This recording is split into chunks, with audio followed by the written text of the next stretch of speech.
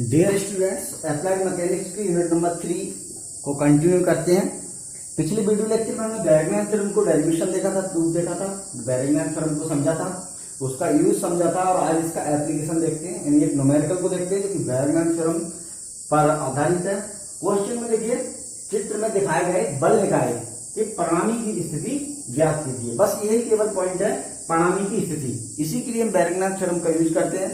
यानी बैरगमैन थ्योरम का यूज हम किसी फोर्स सिस्टम में रिजल्टेंट फोर्स की लोकेशन यानी स्थिति को फाइंड आउट करने के लिए बैरगमैन थ्योरम का यूज करते हैं। तो यहाँ पर फोर्स सिस्टम आपको दिया हुआ है, बिंदु ए बी सी पर कुछ ये बल लगे हुए हैं, ठीक है। समदिश समांतर बल लगे हुए हैं, ठीक है। समदिश, हाँ, दो समांतर है, फोर्स सिस्टम है, ठीक है। कुछ है सभी समांतर बल, कुछ की डायरेक्शन अपोजिट है, कुछ की एक जैसी है, ठीक है। तो यहाँ पर देख समझ लेते हैं, बिंदु ए पर ये 20 न्यूटन का बल, और बिंदु ए पर 20 न्यूटन का बल, बिंदु बी पर 30 न्यूटन और सी पर 40 न्यूटन का बल, जिनकी डायरेक्शन यहाँ पर दे रखी है। और इन ए बी के बीच की डिस्टेंस 6 मीटर है, बी सी के बीच की डिस्टेंस 8 मीटर है। तो यहाँ पर सबसे पहले प्रणामी बल की स्थिति निकालने के लिए हम यहाँ पर ये फोर्स सिस्टम है, इसको बैलेंस मानते हैं कि हमारा जो सिस्टम है वो इक्विलिब्रियम में है। अगर इक्विलिब्रियम में है तो हम यहाँ पर सबसे पहले देखिए डायरेक्शन का हम सबसे पहले यहाँ पर एज्यूम कर लेते हैं। मान ले हैं कि हमारे पास जब भी कोई मूवमेंट निकालेंगे वो मूवमेंट एंटी क्लॉकवाइज होगा तो हम प्लस लेंगे, और क्लॉकवाइज आएगा तो माइनस लेंगे। ये हमने एज्यूम कर लिया है। तो प्रणामी बल निकालने के लिए सबसे पहले हम संतुलन के समान प्रतिबंध का यूज करेंगे। प्रणामी बल का हमारे पास फार्मूला होता है R बराबर under root sigma X square plus sigma Y square, जो कि हमने प्रीवियस चैप्टर्स में पढ़ा था, ठीक है। तो यहाँ पर ध्यान दें, सिग्मा एक्स यानी हॉरिजॉन्टल डायरेक्शन में कोई भी फोर्स नहीं लगा हुआ है, तो इसका कोई यहाँ पर मतलब नहीं है। सिग्मा वाई बराबर 0 से हम देखेंगे, तो सिग्मा वाई बराबर 0 से सिग्मा वाई की वैल्यू को फाइंड आउट करेंगे, ठीक है। यहाँ जांच ले सकते हैं, सिग्मा एक्स बराबर 0, सिग्मा वाई बराबर 0 से, है ना।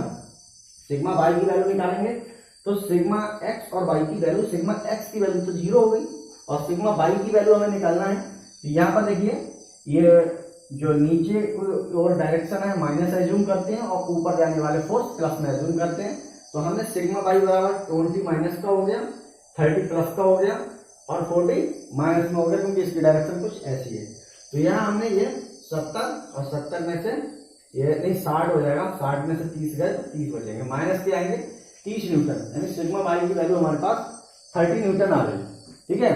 अब सिग्मा एक्स और सिग्मा वाई दे रखा है हमें, तो हम रिजल्टेंट के लिए फार्मूला यूज करेंगे, sigma X square plus sigma Y square का अंडररूट, ठीक है। सिग्मा एक्स हमारे पास 0 है और सिग्मा वाई निकल के आया माइनस का 30। तो इसका हम क्या करेंगे, सॉल्व करेंगे और 30 न्यूटन हमारे पास ये आर की वैल्यू आ जाएगी। प्रणामी बल आर आ गया। अब ठीक है, प्रणामी बल आर हमने निकाल लिया, तो सबसे पहले प्रणामी बल के बारे में अब यहाँ पर मैंने नोट करके लिखा है, प्रणामी बल की जो डायरेक्शन होगी, ठीक है, वो एक तो क्या है, प्रणामी बल की दिशा बलों के समांतर होगी, यानी जो प्रणामी बल है वो होगा समांतर ही, ठीक है। अब उसकी डायरेक्शन ऊपर होगी नीचे होगी, ये हमको अभी आइडिया नहीं है, ठीक है। प्रणामी बल की डायरेक्शन ऊपर की ओर होगी या नीचे की ओर होगी, इसका आइडिया नहीं है, वो डायरेक्शन से हमको पता लगेगा। लेकिन हाँ, इतना पता है कि ये जो बल है इन्हीं के समांतर प्रणामी बल होगा, ठीक है। तो यहाँ पर और सभी बलों के किसी भी बिंदु के, ठीक है, आघूर्ण के योग, किसी भी बिंदु के परितः, यहाँ पर लिखेंगे किसी बिंदु के परितः आघूर्णों के योग की दिशा में होगी, यानी के परितः, ठीक है, यहाँ पर परितः वर्ड आ जाएगा। तो इस लाइन का क्या मतलब है, इसको हम अभी समझ लेते हैं कि इस लाइन का क्या मतलब है, ठीक है। तो देखिए, इस लाइन का मतलब ये है, हम आपको यहाँ पर बताते हैं, ठीक है। देखिए, डायरेक्शन याद रहेंगे आपको, क्लॉकवाइज और एंटी क्लॉकवाइज, ठीक है। हम यहाँ पर प्रणामी बल को केवल लिख लेते हैं कि प्रणामी बल हमारे पास जो आया है वो कितना है, ठीक है। प्रणामी बल को हम यहाँ पर लिख देते हैं कि आ बराबर हमारे पास कितना आया, 30 न्यूटन, ठीक है। अब देखिए, प्रणामी बल हमने निकाल लिया, लेकिन प्रणामी बल की डायरेक्शन निकालने के लिए हम फार्मूला यूज करते हैं जो हमें पता है, tan थीटा बराबर sigma Y upon sigma X. ये करते हैं ना, डायरेक्शन निकालने के लिए, प्रणामी की डायरेक्शन निकालने के लिए। तो यहाँ पर हमारे पास ये जो है y कितना आया, -30 आया, ठीक है, और x क्या है 0, तो हमारे पास ये क्या हो जाएगा इनफाइनाइट, ठीक है, इनफाइनाइट हो जाएगा। तो यहाँ से हम थीटा बराबर लिखेंगे, ठीक है, tan इनवर्स इनफाइनाइट मीन्स 90, ठीक है, 90 आ गया। तो जो थीटा है हमारे पास वो कितना आ गया 90। ये थीटा क्या है, परिणामी की डायरेक्शन, एक्स अक्ष के साथ परिणामी की डायरेक्शन निकालने का ये फार्मूला होता है, जो कि हमने पिछले चैप्टर में आपको बताया था। फार्मूला का डेरिवेशन, ये जो डेरिवेशन है ये भी कराया था, ठीक है, इस फार्मूले का डेरिवेशन कराया था। तो यहाँ पर देखिए कि हम अगर ऐसे ले लें, ठीक है भाई, इस तरह से मैं यहाँ पर बता दे रहा हूँ, ठीक है, कि मेरे पास क्या एक्स वाई डायरेक्शन है, एक्स डायरेक्शन वाई डायरेक्शन, ठीक है। तो परिणामी बल जो है वो कैसा होगा, एक तो 90 पर होगा, ये हमको पता है कि ये जो फोर्स है इनके पैरेलल होगा, है ना। तो देखिए जो हमारे पास है परिणामी, ठीक है, वो परिणामी की डायरेक्शन कुछ इस तरह से होगी, ठीक है, परिणामी की डायरेक्शन ऐसे होगी ऊपर नीचे, जैसा किधर होगी इस बात के लिए हम अभी नहीं कह सकते कि डायरेक्शन कहाँ होगी, ठीक है। अभी फिलहाल में मान लेते हैं कि ये जो परिणामी है वो 90 एंगल पर होगा, क्योंकि एंगल क्या है 90, एक्स अक्ष के साथ 90 एंगल बनाएगा। इसकी डायरेक्शन ये ऊपर भी हो सकती है इधर, या इधर भी हो सकती है परिणामी बल की, ठीक है। तो वो अभी आपको क्लियर हो जाएगा कि परिणामी बल की डायरेक्शन कहाँ पर होगी, ठीक है। तो उसके लिए हम क्या करेंगे, वेरेगमैन थ्योरम का यूज करेंगे, कि वेरेगमैन के थ्योरम से हम उसको निकालेंगे, ठीक है। तो ठीक है, यहाँ पर हम बाई यूजिंग वेरेगमैन थ्योरम, ठीक है, तो हम क्या है बाई, ठीक है, यूजिंग वेरेगमैन थ्योरम, ठीक है, बाई यूजिंग वेरेगमैन थ्योरम,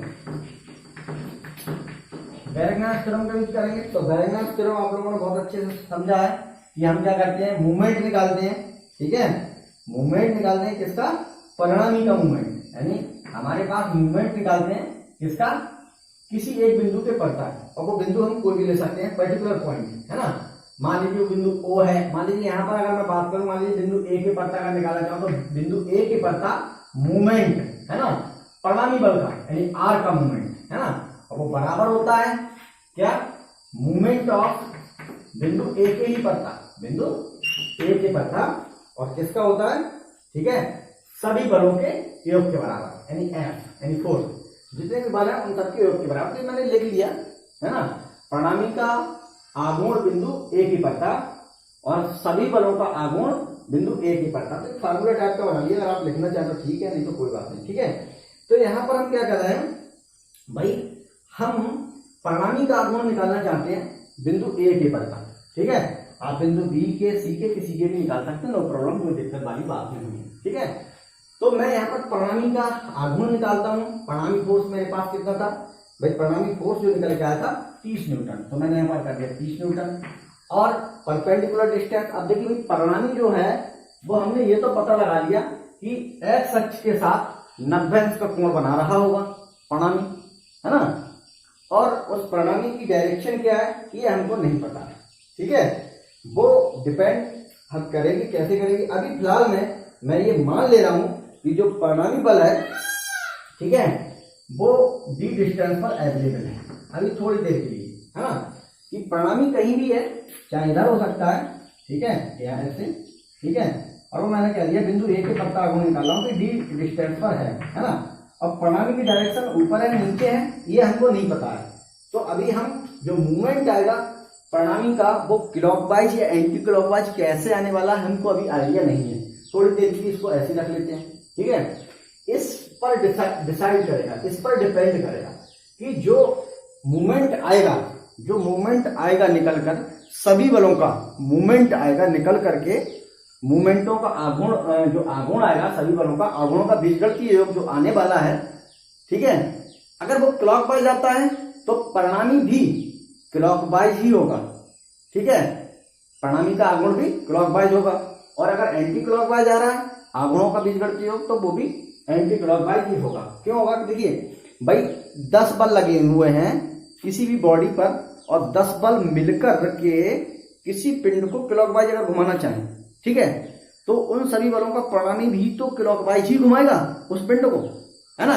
या 10 बल्ब जो लगे हुए हैं किसी पिंड पर, या यहाँ पर 3 बल्ब लगे हुए हैं, ठीक है, इस पिंड पर, और ये तीनों बल्ब इस पिंड को बिंदु ए के पड़ता अगर एंटी क्लॉकवाइज घुमाना चाहें तो इन तीनों बलों का परिणामी बल भी एंटी क्लॉकवाइज ही तो घुमाएगा इस पिंड को, ठीक है। तो उससे इसका चिन्ह डिसाइड हो जाएगा कि ये कौन सी डायरेक्शन में जाने वाला। अभी इसको हम डायरेक्शन नहीं लिख रहे हैं, ठीक है।